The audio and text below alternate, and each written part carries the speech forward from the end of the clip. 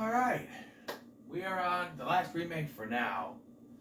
In fact, do I have another one scheduled? Let's see. Next Wednesday, I think, is the next remake. And then next Friday is the next one that's scheduled. And I don't think there's any more, because I think that's the end of my list here for remakes. I believe so. So, yeah. If you couldn't tell by the title, this is the remake of Night of the Living Dead from 1990, directed by the man, Tom Savini. It had direct involvement from George Romero from the get-go.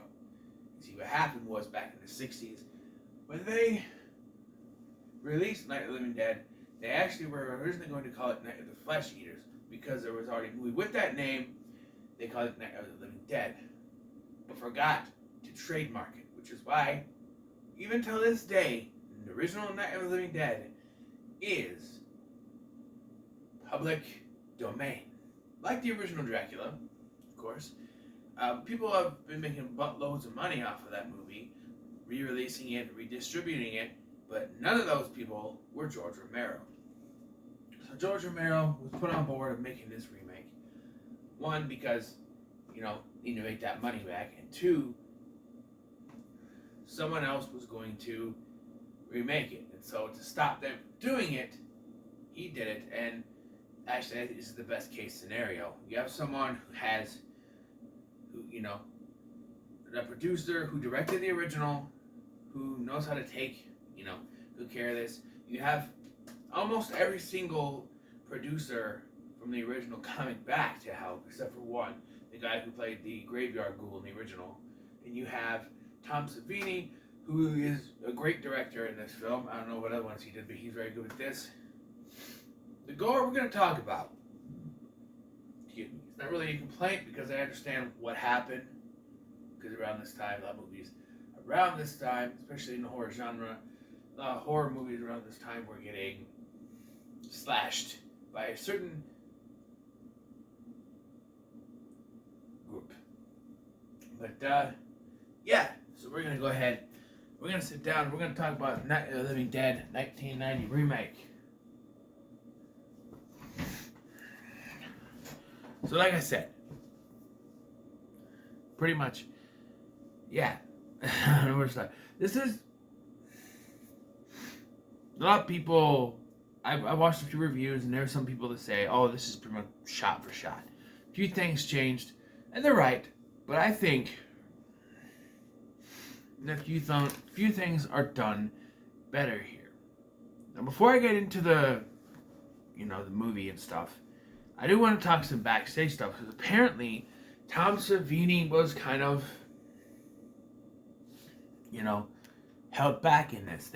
There's not much gore, because the MPAA kept, piping up and saying, no, you can't do that, you can't do that.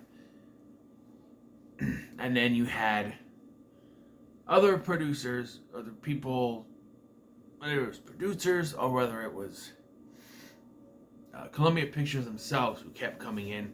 Savini wanted to do stylistic changes, different things. Like at the beginning of this movie, he wanted to start in black and white and transition to color.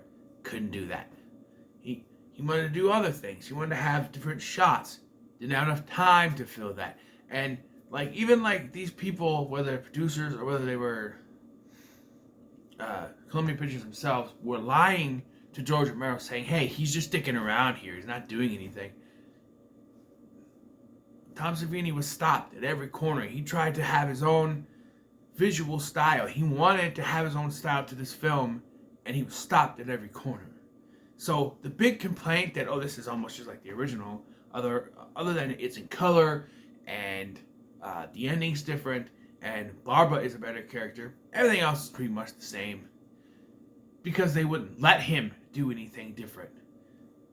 Can you imagine with Savini's original? He wanted to do things a little bit different, but they wanted to stick to it. Because George Romero, he had to go work on another film. He wasn't around for this. They kept telling Savini there wasn't enough time to do this stuff. They didn't have enough money to do this stuff. and they just kept stopping it every time he wanted to do some big change or some stylistic thing. No, they wouldn't let him do it. The result is still a good movie because it's, pretty much a carbon copy of the original. But the changes that were made actually helped the movie. And to me, I think they'd make it a better film. Being in color helps a lot. I'm not a big fan of black and white movies. I can watch black and white movies like Dracula, Frankenstein, that stuff. Even like Young Frankenstein and various other movies that were shot in black and white for stylistic reasons, I can watch. But something with Night of the Living Dead, the fact that it is public domain and that it hasn't had remaster because of that, the sound is always off. The sound is, even on Blu-ray, the picture hasn't been remastered like most of those classics. Like, even, you take like Batman the Animated Series, it's in 4:3, but the audio and the visuals have been remastered to make it better. Not with Night of the Living Dead. Night of the Living Dead. At least not the version I have. All right, I have the what is it? Hold on.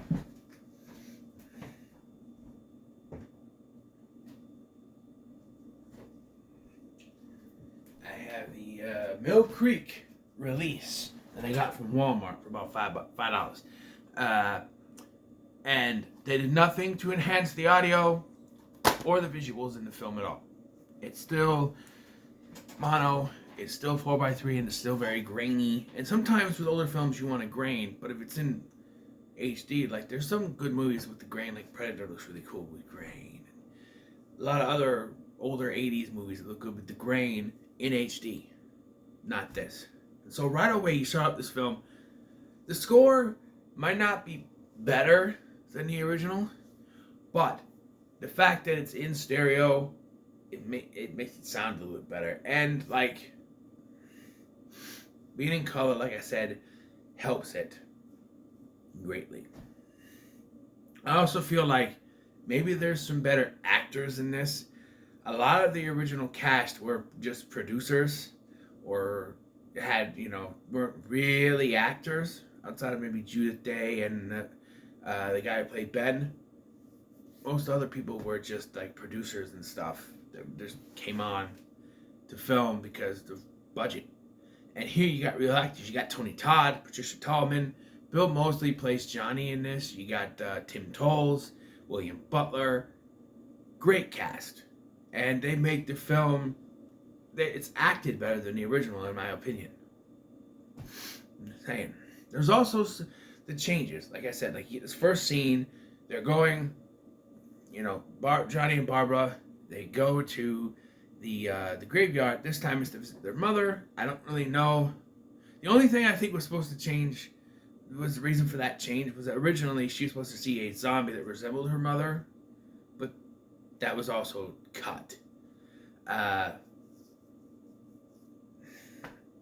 But they're coming to get you, Barbara, and you see the guy coming from behind her, and you're supposed to think it's the ghoul, the zombie from the beginning, but it's just some drunk guy. And then the zombie comes from the other side behind Johnny and starts to attack. And I'm gonna call out this, okay? I've heard people praise this part where Johnny gets knocked down onto the gravestone. People are like, ooh, it's brutal. And I saw that and I went, ooh, that looks like a dummy. I'm sorry, it does. Like all the other stuff that they use, which, like I said, there's not much gore in this, which some people complain, like Sinister Cinema, Jason Smith. I watched his review, right? And he was complaining. I don't know if you knew this, Jason. If you're watching this, I don't think you are, but the MPAA slashed this movie. So anything that they had, if there was anything more, they couldn't do. So yeah, and maybe he was just too busy, like Jason said, behind the camera. Who knows? But yeah, that was one thing I said to him. Like, there's not much gore in this for Savini. There is some, but it's not like over like he do it. And yeah, around this time, the MPAA were being dicks to horror movies. You can't have any gore. Can't have this. Can't have this. And I don't understand that. I've never understood that. And even with YouTube and everything, like censoring, you have to censor stuff in your videos if you have the videos with the gore in it. It's not fucking real. And YouTube's like, oh, that's offensive and it's too real. And it's like, okay, that's fine. It looks too real, but it's not real. You shouldn't have to censor it. You just put a preface in like the credits at the end or beginning of your video or movie. The violence in this movie is not real. It is intended for entertainment purposes only. I just don't understand that. Like Dead Meat, James from Dead Meat. He had to heavily censor Seed of Chucky video, right? The Seed of Chucky where Tony Gardner's head gets cut off, flies in the air, right? He had to censor that to the point where you couldn't even tell what's going on, and they were still not allowing it to go and not going to monetize it. So he had a sponsor, but still, that's just sucks. And that's one of the reasons why I don't have like a computer to edit stuff. I probably won't ever do that either. I'm perfectly fine doing this. I prefer doing it this way. I'm never going to try to edit clips or music. I just don't want to deal with all the headaches that's going to give me. And praise be to those who do, go in there and put all the time in and deal with the headaches because you got more patience than I do. But anyway, back to this. So yeah, right away we have our expectations subverted. When we see the guy coming behind you, think, okay, here it is. It's gonna be the ghoul. No, it's some drunk guy. And then he goes, I'm sorry. And then boom, from behind Johnny, you get that. And like I said, the effects. Yeah. And then right away though, you see there's a difference in Barbara, because she's fighting back. And then she makes her way to the farmhouse like before where we meet Ben. This time played by Tony Todd, who I think is better. And yeah, we get sort of the same thing, but she starts out sort of catatonic, but works her way into being a full-fledged female character in this movie, unlike Barbara in the original, who was just sort of there. And that's pretty much a sign of the time with that. Because back then, women were just seen as housewives and didn't do much and all that stuff. And it wasn't, until later that they became more respected and got the equal rights to vote. And then became badasses in movies like with Ellen Ripley or Sarah Connor, with those kind of characters. Back then, didn't have that. So now, this is 1990, so we have a badass female character. And unfortunately, nowadays, people have gone too overboard with that and think every character needs to be a strong female character and also needs to use that strong femininity to bash the male characters, which is not necessary at all. And, yeah, I'm just saying. But yeah, and then we get the Coopers and the two younger people, I forgot the names, Tom and his girlfriend, down in the basement. And, the girl's been bit, and, Helen is down there the whole time where the rest of the others are arguing. To get to arguing, and I do think it's acted better here because the two are actually actors and they have great chemistry, like opposite chemistry, however you want to say it, going off against each other. And I don't remember if this is like this in the original version, but in this version, it is Tom's uncle's house, which is rather there. I don't remember this original. I think if I remember correctly, it's been a while since I watched it. In the original, they just came across the house too and were hiding in the basement. But here, it's actually his uncle's house, I guess.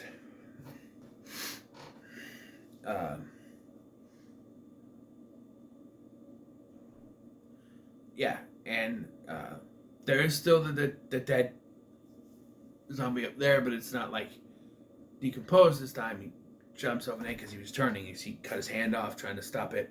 Basically, it's Ash from Evil Dead, This is before Army of Darkness, though.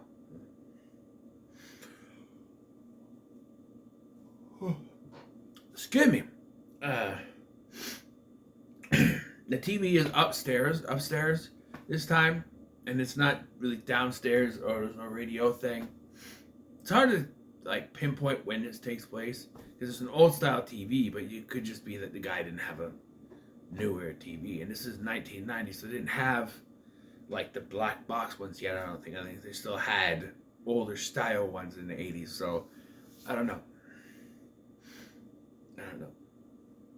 And then there's one thing I really want to complain with this. So they take doors and they're hammer them in, and it's like, okay, these are strong doors, right? And even Ben makes a reference upstairs where he's like, nah, these won't do. What? These are the new doors. They're not good enough.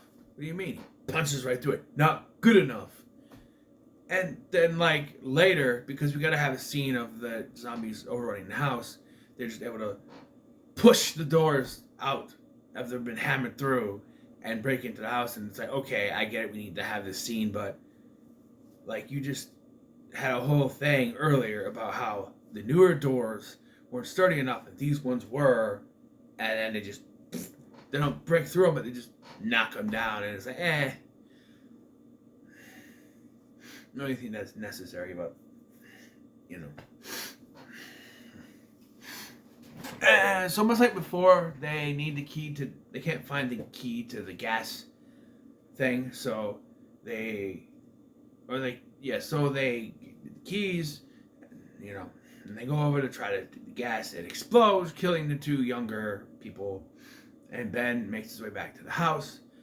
And of course, at this point, also, you know, by this point though, Barbara is a badass. She's shooting zombies in the head. She's a crack shot, but it can be a little questionable. But you know, she's not bad. And we get a little bit of nipple through the shirt action for Patricia Tallman. I was like, okay. Even though she's a badass, but she's still a woman. There they are. You know, but and I calls them as I sees them. Okay. So yeah, like I said, you get back in the house. Kid wakes up, who is now named Sarah, I guess. Kills the mom, and this time instead of stabbing her with a trowel, bites her like a zombie does. Do it like the zombie do. And there's some blood that goes on a trowel, which is a nod. But yeah, and Ben goes down, he finds out, he tries to kill the kid, and this ends up in a standoff with him and Harry. He was like, no. But that, you know, shoot her in the head. I think Barbara does it this time. Because by this point in the original movie, Barbara is gone. She's taken by the zombified version of her brother, who actually doesn't show up here. And we see a dead corpse later that the redneck people have found, and you know, and this is where things really start to change, because Cooper and Ben just start shooting at each other, causing Cooper to retreat to the upstairs attic, and Ben to be gravely injured. Barbara leaves, runs out the front door, and goes in a direction. Well, Ben hides in the attic, the basement. He kills the reanimated Helen, and then we get kind of a funny moment. I kind of like this. He's said that he's gonna be, you know, down. He goes to smoke a cigarette, and then he notices that the gas key has been downstairs in the basement the entire time, and starts laughing. He's completely gone insane. His mind is finally cracked, and he's just laughing his ass off at this. And then we cut to Barbara, who has shooting her way through zombies. And this is where the scene with the woman like her mother was supposed to go, but they didn't do it. And she ends up finding the redneck people who almost shoot her, but she said, no. And they're like, oh, she's alive. And then the next day they go back to, when the sun rises up, they go back to the house. They find Ben has been zombified, which is a change, because last time he just gets shot in the head. I never liked the original ending. I thought that was just too abrupt, too dark. But here he's a zombie, so they have to shoot him. And then Cooper comes down, and he's like, you came back. And Barbara shoots him in the head and goes, here's another one for the fire. And I went, fuck yes. This guy deserved more. This character deserved more than just being like by a zombie, by his own daughter, like in the original. This is perfect. This is a perfect ending for Harry Cooper. He deserved every fucking bit of it. Actually, what would have been better is if zombies surrounded him and started eating him. Barbara shot him in the head. Although it would be more sympathetic that way, because if she shot him in the head, then he would turn. No, I guess just, I don't know. Maybe he should have had Joe Pilato's death from Day of the Dead. Joe got him! Joe got him! By the way, and I haven't seen this in any reviews, like at all, but I caught it. Joe Pilato plays one of the zombies that's bursting through the windows and stuff in part of the film. I swear to God it's him. It looks just like him. I'm just saying. But, yeah, and then the movie ends. We get some commentary. We are them and they're us. And, that's the end. Maybe that's before this. Yeah, it's before this. We are them, they're us. We are them. And then they go to the house. But, yeah. I thought this was actually pretty good. And I have to say, I think it's better than the original. This is one I'll actually go back and watch. If not just for better audio and better overall look of the film, the color does really add to it. But I think Savini did a pretty good job with this movie. So, yeah. No, not that one. So what are your thoughts on Night of the Living Dead remake from 1990? Let me know in the comments below. Make sure to like, share, and subscribe. And next, we are diverging from the remakes. I have like 2 of them left, I think I said. Let's see. 1, 2. I have 2 of them left. We're going to diverge for now to, I don't know, maybe go into some found footage. A trio of found footage films, not counting the Stephen King Saturday Night, because I don't think he ever did any found footage movies, but we're going to go into 3 of them. So thank you for watching. I've been Scotty, and I'll see you in the next one.